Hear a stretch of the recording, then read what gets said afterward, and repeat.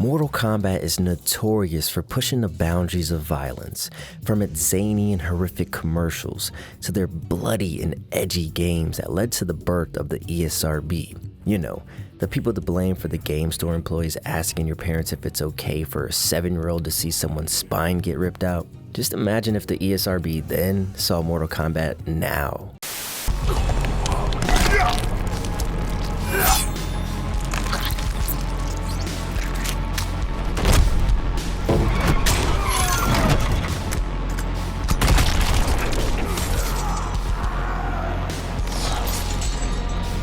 Blood splatters from the contestants' heads. But violence wasn't the only outlet for Midway's creativity to flourish.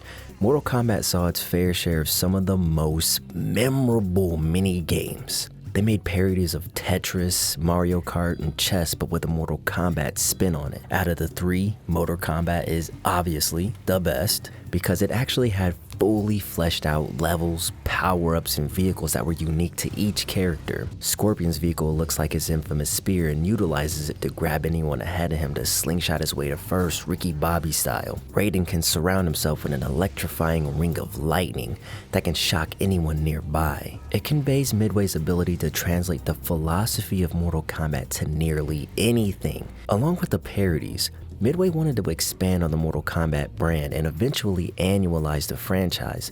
The earliest inception of that was Special Forces and Mortal Kombat Mythologies, which are infamously the worst things to happen in Mortal Kombat.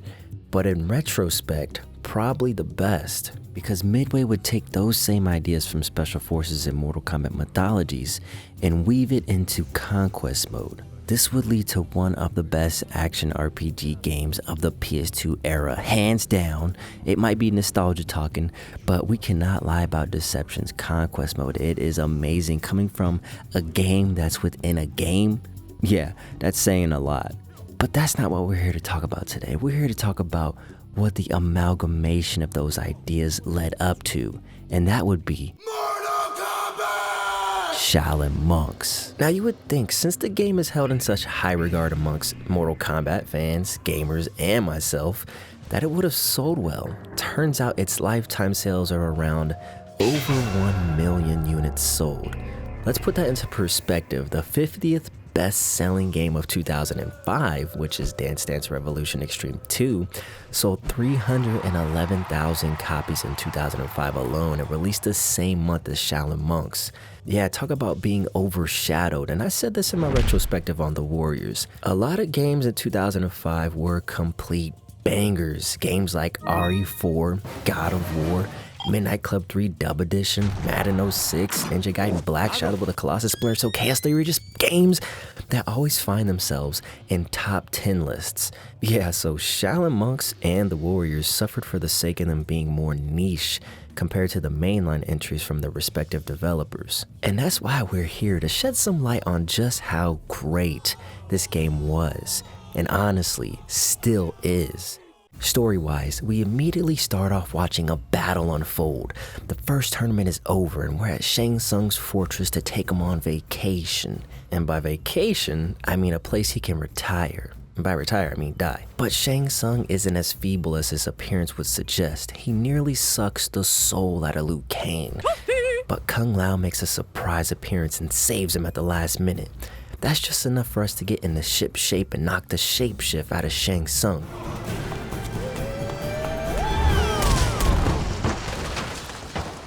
I broke my back. What do you mean by that? My back is broken. Then Goro shows up, fry cook game style.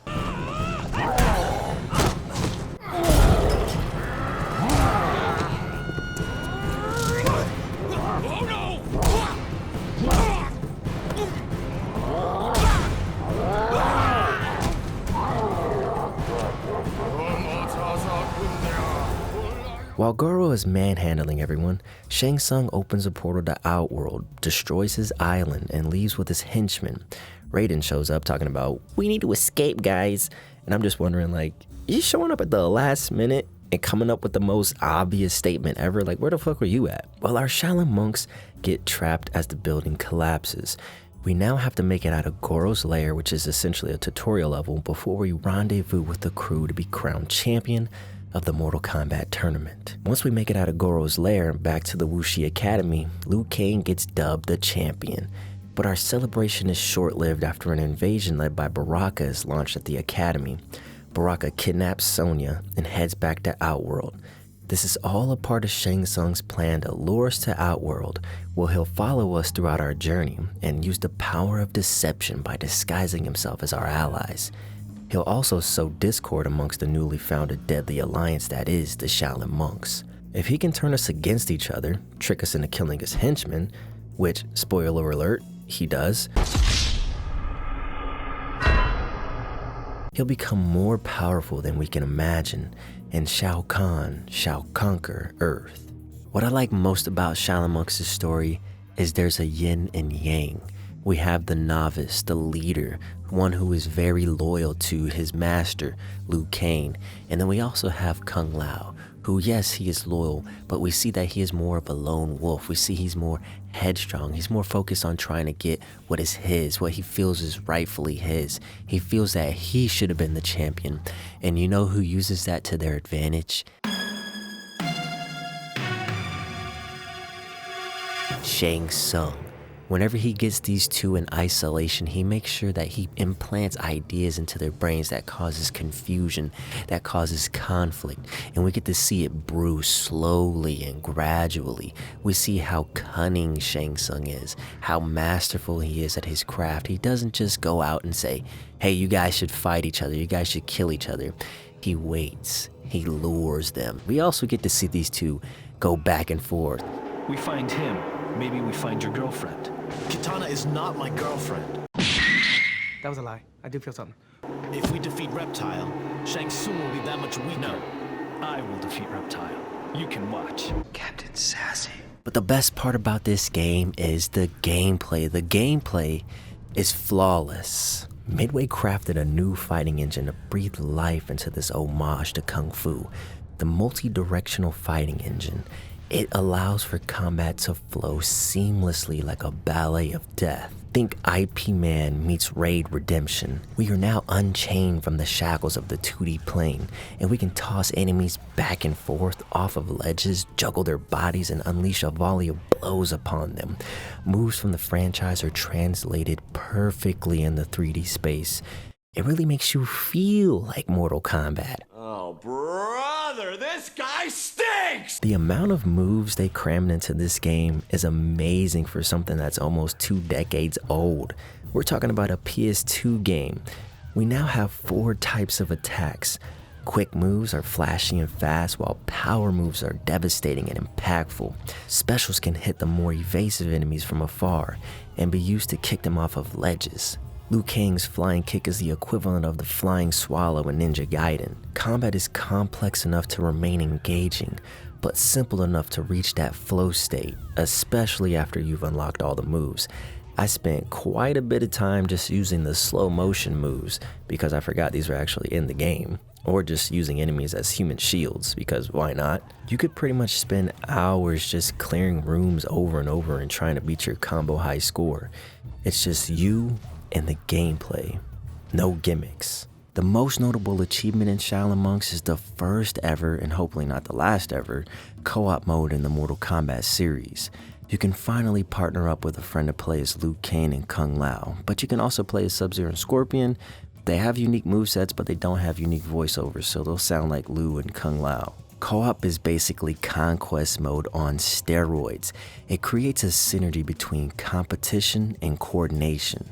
One moment you'll be selfishly demolishing enemies as the mayhem's hypnotic nature is at the mercy of your combos. The next moment you'll contort enemies in ways that would make pretzels look straight, tossing them back and forth in a punishing synchronization. And when you've made it safe to explore the area, there's plenty of puzzles and unlockables to be found. In some ways it does feel like the co-op mode was tacked on at the last minute. They did mention that the game was intended to have Raiden as the main character and it was going to be solo driven. So I'm guessing with their wacky ideas at Midway and trying to go above and beyond and create unique experiences, they decided they wanted to make it a co-op experience. It's also more apparent when you encounter some of the puzzles that require 2 people just to stand on 2 platforms to get to the branching off areas, which are not mandatory because it's just going to have enemies in the room and then also some unlockables. But yeah, for the most part, playing this solo, you get the same experience. Obviously, it's enhanced when you play with another friend. So if you don't have any friends, don't pick this game up. I definitely didn't play this game solo, as you can definitely not see. Just as in Mortal Kombat 4, we can also use weapons that can dismember body parts, charge up for more powerful and epic slow-mo slashes, turn into projectiles, and can also be dual-wielded Halo 2 style.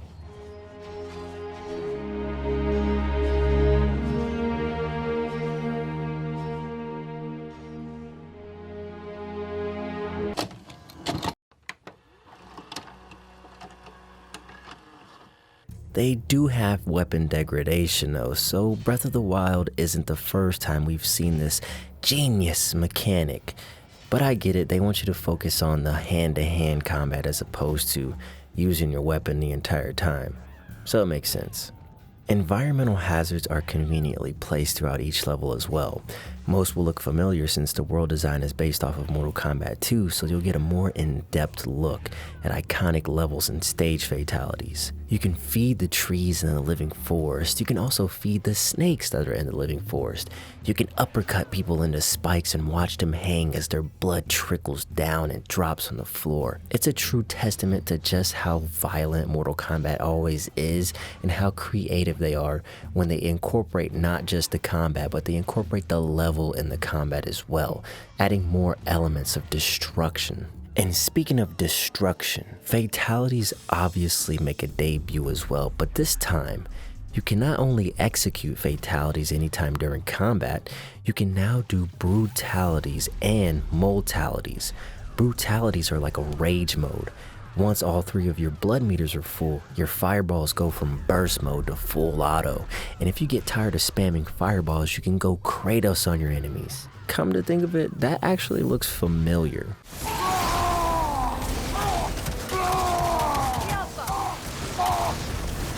And mortalities are like an ultimate that kills nearby enemies all at once. You can tell the dev team had fun making these. The choreography in this is in line with the beauty of martial arts and how it can be graceful but deadly. As expected, they're over the top, and depending on how good you are at creating stylish combos, the more blood will fill up your fatality meter so you can do more of them more often. I mostly use them when enemies overwhelm me or to just get revenge on enemies that annoyed the hell out of me, but nonetheless they are a spectacle to behold. Enemy variety is also handled well here. You won't get God of War sized enemies due to the nature of Mortal Kombat being combat with mortals, but they make up for it with the smaller swarms testing your crowd controlling skills, the more defensive enemies to test your ability to create openings and be patient, and heavier enemies to test your might. When it comes to the bosses, each of their strengths becomes a weakness. We see that we have to dodge projectiles from Baraka up until the last moment where we have to impale him. And Reptile turns invisible thinking that we can't find him. Little did he know that he's walking in water so we can actually see his footsteps, and now we could snap his neck properly. While they're unique, I will say that they are super easy. I would say if you really want a challenge, obviously put it on a harder difficulty, but it doesn't get hard until the last 3 boss fights. Oh man. What? And while we're on the topic of boss fights, you can actually fight Kano, Ermac, and Mileena. Mileena can be found in the Living Forest. Ermac can be found if you go back to the Warriors Shrine. And you could fight Kano. All you gotta do is talk to Katana till the guards come out in the last level, and then get taken to this area where you can free Sonya, meet Jax, which gives you a little special to help you finish the game, and you can fight Kano. But yeah, man, the boss fights are very unique, but easy to sum it all up.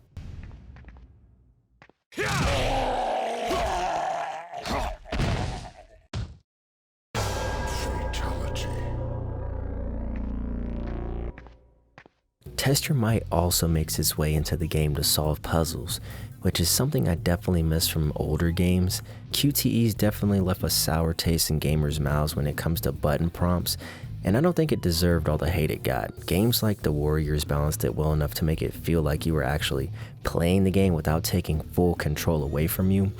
I think a more refined version of Test Your Might, or even just button prompts in general, could take inspiration from Ghost of Tsushima. Where Mortal Kombat shines is its ability to bring you that franticness that comes with the adrenaline rush of having to smash the X button before the timer runs out. So I do think that they still have a place in gaming, and here it works perfectly well. Along with the transition to the 3D space, Mortal Kombat Shaolin Monks also has a list of movement abilities. They're mostly used for traversal, either to get to puzzles and unlockables or get to out of reach areas, but you can still use them during combat, whether offensively or defensively. But you can also use the long jump to do this torpedo twisting kicking move that I forgot was in the game because I haven't played it for so long. The movement is just as fluid as the combat is. They really went to great lengths to make this game as detailed as possible. Just look at the dodges. You spring around and flip and twirl and twist. It just feels like you were watching a martial artist at their best. It's kind of sad when you think about it because the games today don't have this much depth, and this is on the PS2. How in the world does this game impress me? And this game came out almost 20 years ago. A little fun fact about the movement / combat. Every hit results in a different stance as you settle.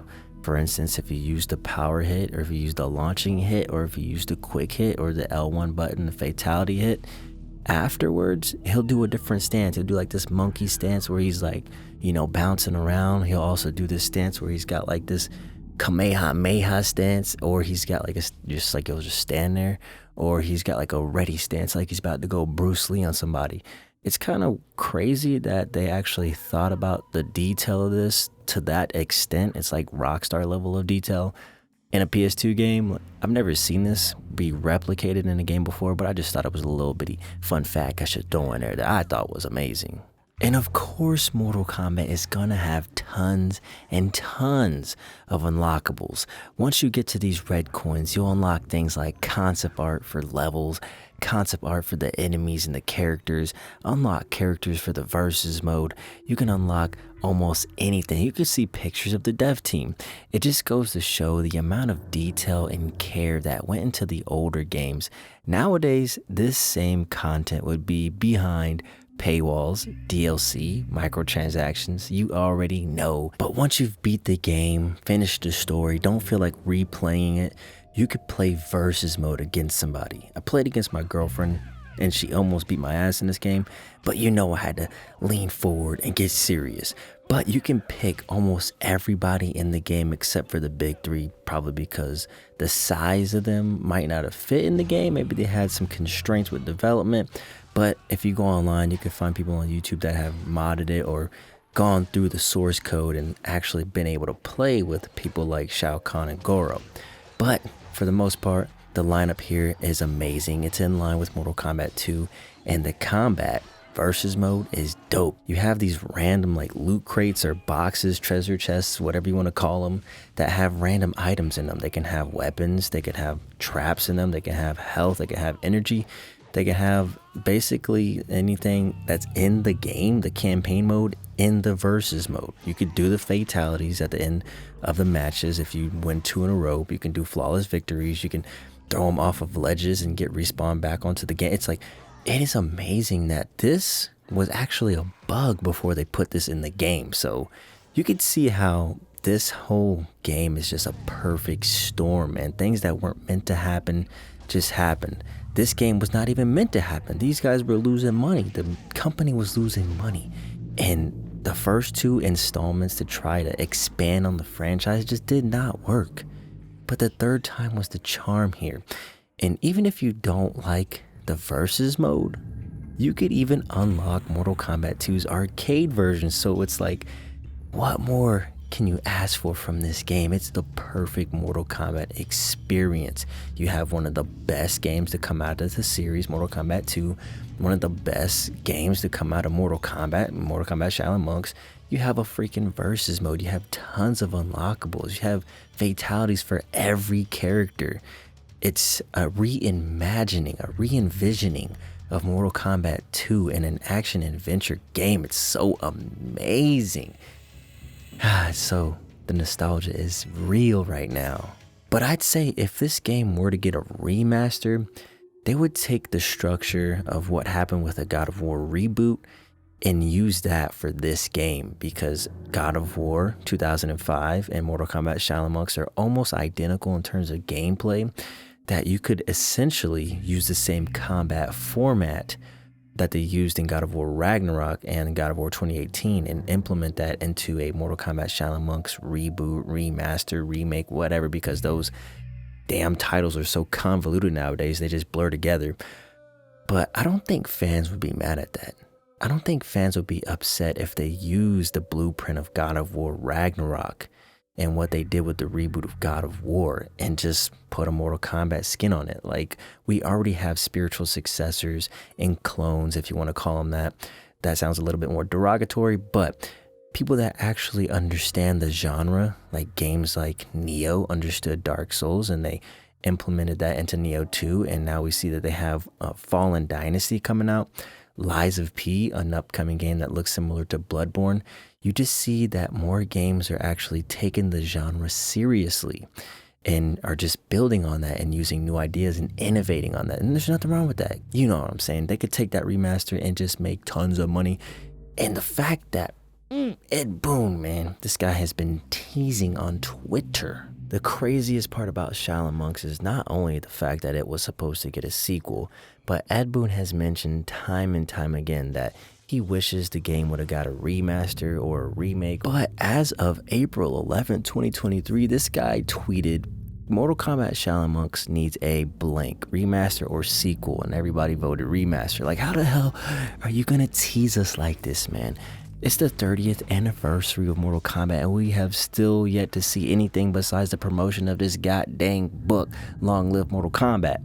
Like, please give us something, man. Remaster one of the games, all of the games, none of the games. Just at least say that you're gonna do it or not gonna do it. Because at this point, the fans are just need some closure. We just need some closure.